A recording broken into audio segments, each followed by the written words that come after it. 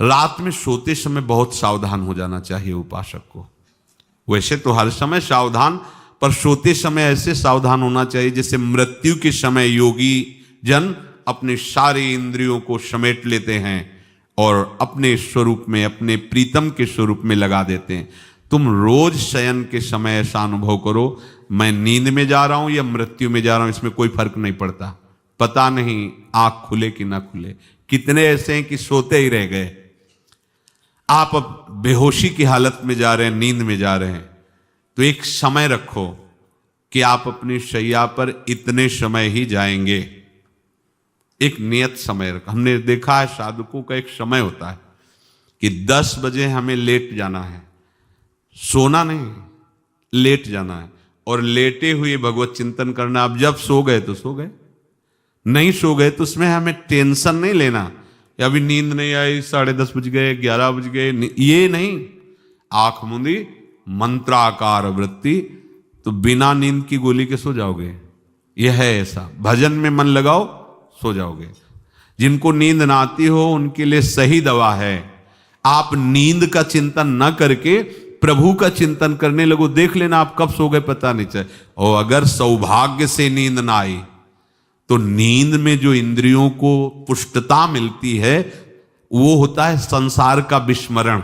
नींद में खास बात क्या होती है कि संसार का चिंतन छूट जाता है, फिर वो मस्त हो जाता है।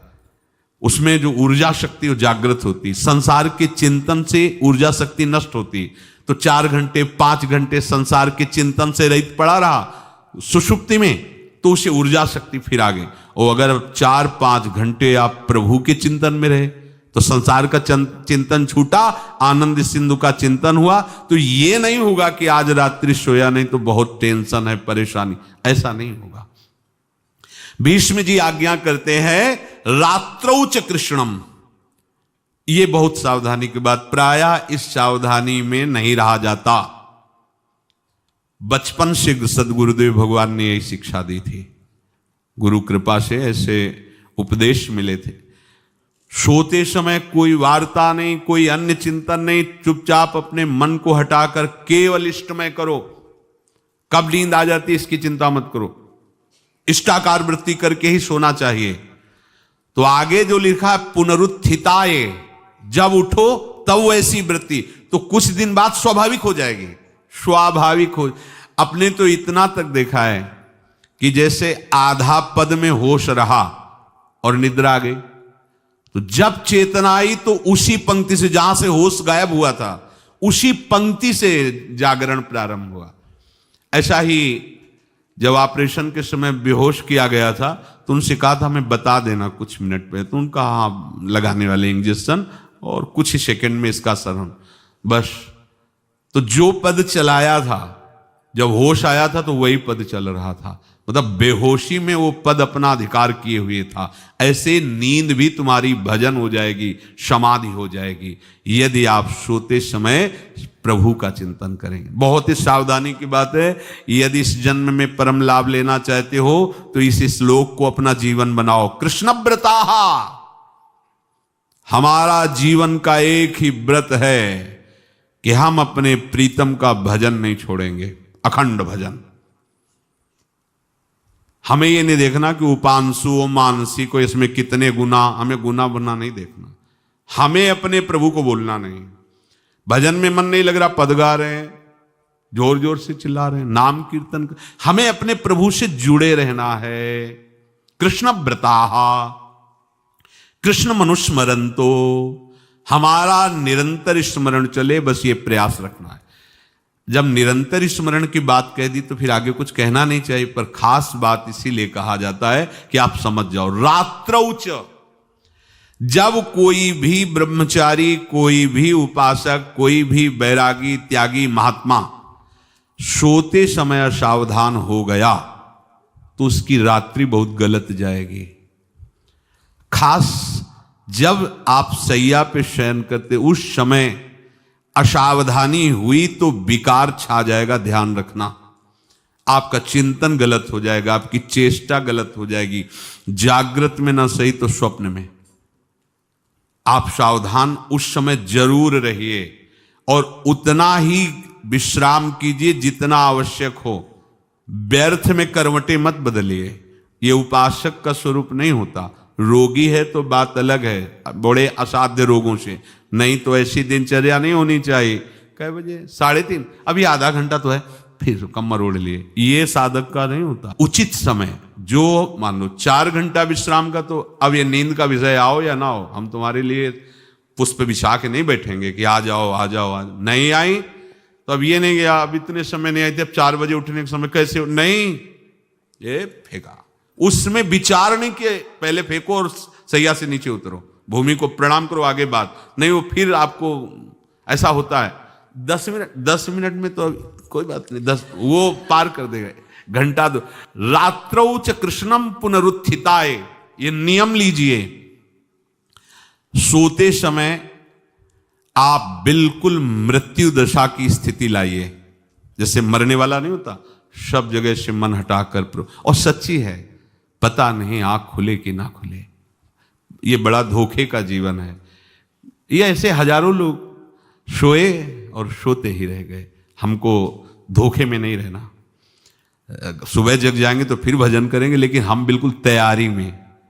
तो जब ये था कि किडनी कभी भी फेल हो सकती, तो हमें ज्ञान तो था नहीं ऐसा उस समय, तो हम रात्रि में जब शयन का सो, तो कपड़े कौन थे, कोई पैंट शर्ट थोड़ी थे, सब हटा चला, ऐसे रज लगाई, राधा वल्लभ जी को ऐसे बांधा, चरणामृत लिया, पूरी तैयारी में, क्योंकि पास कोई था नहीं। तो ये होता था कब मर जाए, कैसे बताएं कितना सुख, एकदम युगल चरणारविंद में तदाकार होते ऐसे। वो इसीलिए कहते हैं कि प्रतिकूलता और अव्यवस्था और दुख ये भगवत प्राप्ति का प्रधान साधन है। अव्यवस्था, प्रतिकूलता और दुख, ये अभ्यास उसी से।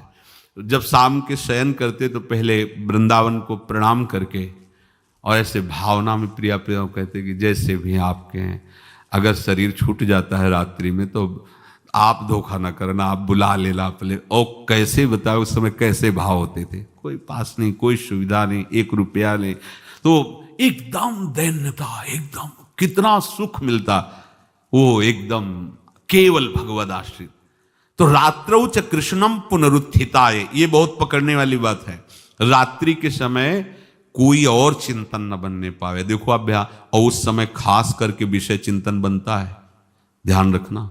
दिन भर लड़ते रहोगे इंद्रियों से, और जब आप शयन के समय जाओगे तब वो अवसर ढूंढेंगी और आपको विषयों में फंसाने की चेष्टा करेंगी। कोई क्रिया या पूर्व में कोई क्रिया या कोई दृश्य या कोई बात, अगर कहीं मोबाइल से मित्रता है और बगल में रखा है तो भूल जाओ, रात्रौ च कृष्णम पुनरुत्थिताच। जब तक नींद नहीं आती तब तक फिर वो ऐसी सामग्री डाल देगा कि वो बर्बाद हो जाओगे। साधक मान लो, हमारी प्रार्थना मान लो, हम मानते हैं कि आज के समय में यंत्र का बहुत बड़ा प्रभाव है। अब यंत्र का प्रभाव देख लीजिए, यही छाती पे मोबाइल होगा, यही धड़कन के साथ वो घंटी बजे और कुछ नहीं। ऐसा भगवान का खेल रचा है। और इसमें सबसे खतरनाक बात है कि आप जो चाहो देख सकते हो, जहां चाहो, जैसे विश्व की पूरी बात, पूरा विश्वात्मा है, ये विश्वात्मा स्वरूप है, सर्च करो देख। अब अगर साधक सावधान नहीं है तो समाज में तो ऐसे कट गया। अब एकांत में जब शयन के समय गया, उस समय मन आपको फंसाने की चेष्टा। प्रार्थना है, अगर आपके पास मोबाइल हो तो एक उसका समय रखो। अगर आपको ऐसा लगता है कि कोई परिस्थिति आ जाए, हम स्विच ऑफ किए हैं, तो एक और मोड़ कहते हैं, कोई फ्लाइट मोड दो, क्या मोड़ में लगा दो, सीधे मत रखो, मोड़ में लगा दूर रख दो। आप अपने चित्त को प्रभु में जोड़िए। रात्रि के समय मोबाइल का प्रयोग मत कीजिए।